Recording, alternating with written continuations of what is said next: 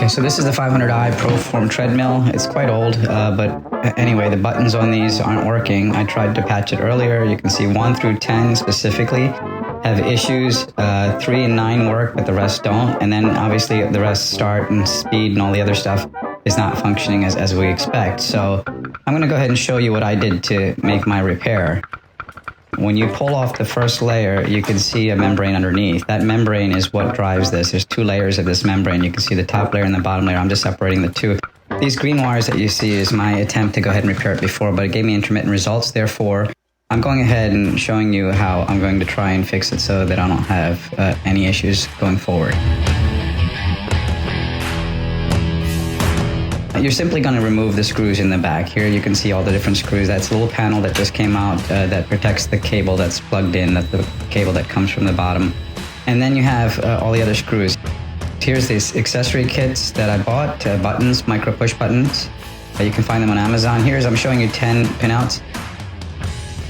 Over here, I'm actually tracing each one. So you want to put your meter in a continuity mode, and then you just go ahead and see which connections are connected to the pin.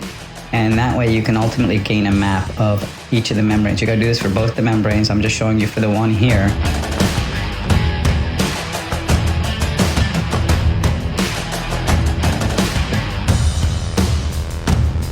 This is what my results. The ones in red were the ones that weren't working. You can try and test it out with your pinouts, and I'll show you how those pins look later.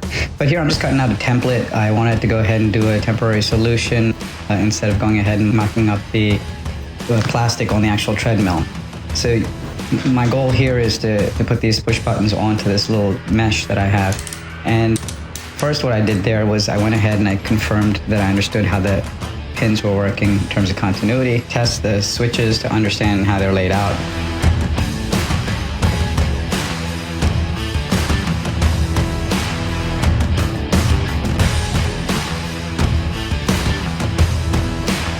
You can see I just glued this one on. See, here's my schematic. This is how I've kind of drawn it out, and also labeled out which wires I want to use for each of the pinouts. 1 through 9 is really what's utilized, 10 is not.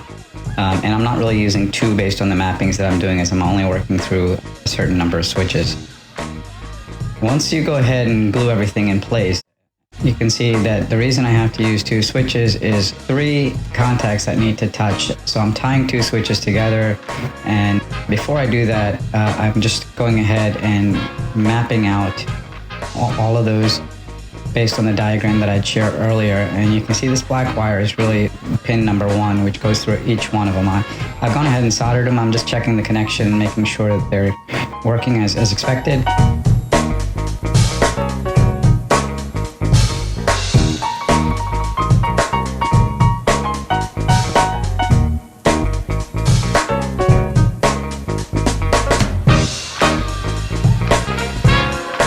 Next, I want to go ahead and kind of bind the 2 switches to one another so that I have 2 switches when connected end up making 3 contacts. So I'm going to go ahead for each of those pairs. I'm going to have 1 wire that's coming out of them based on the 3 columns that you saw in the spreadsheet I shared earlier.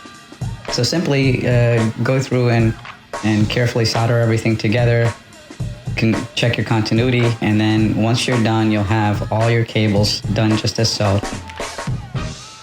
You can see here I've only mapped the buttons that are necessary, which is start, incline for up and down, the fan capability, speed, and then the stop button. Here's the pin out connector, and you can see there's 10 pins that potentially go in there.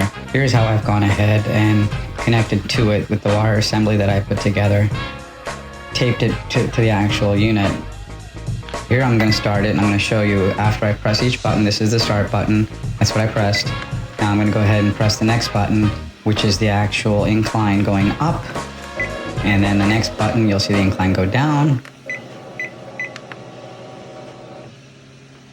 Now I'm going to test the fan out. And then I'm going ahead and change the speed to lower it. Did that there, and then increase the speed here. And that works. So the last button I need to test is just the stop button. You can see the treadmill's running at 3.5 miles per hour as the setting had. I hit the stop button, and hey, it's working. Everything works, and that's how I fix my treadmill. Hopefully you can do the same with yours. Thanks, and subscribe.